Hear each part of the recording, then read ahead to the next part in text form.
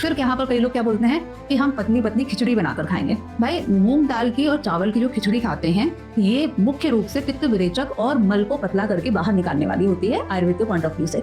खिचड़ी खाने से आपका जो मल है वो पतला हो जाता है और बाहर निकलने लगता है।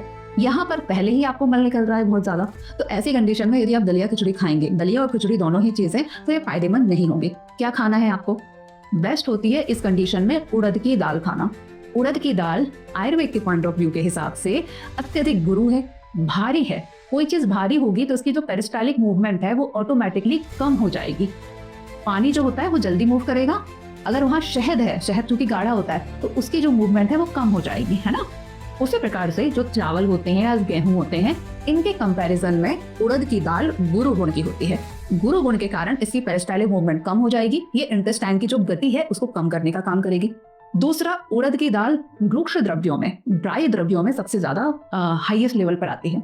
अब ये रुक्ष है तो रुक्ष गुण के कारण ये क्या करेगी, जितना भी आपकी आंतों के अंदर आम का फॉर्मेशन हुआ है या फिर म्यूकस का फॉर्मेशन हुआ है उसे ये एब्जॉर्ब करेगी। तो उड़द की दाल यदि आप खाते हैं इस कंडीशन में, तो ये आपके आंतों की एक तो गति को कम कर रही है। गति कम होगी तो धीरे धीरे आपकी जो मल बाहर निकल रहा है वो भी कम हो जाएगा। रुक्ष के कारण जितना म्यूकस है इसको एब्जॉर्ब करेगी, तो जो एक्स्ट्रा म्यूकस निकल रहा है इंटेस्टाइन के अंदर वो भी कम हो जाएगा। ठीक है, यहाँ उड़द की दाल खाइए। उड़द की दाल कम नमक की खानी है।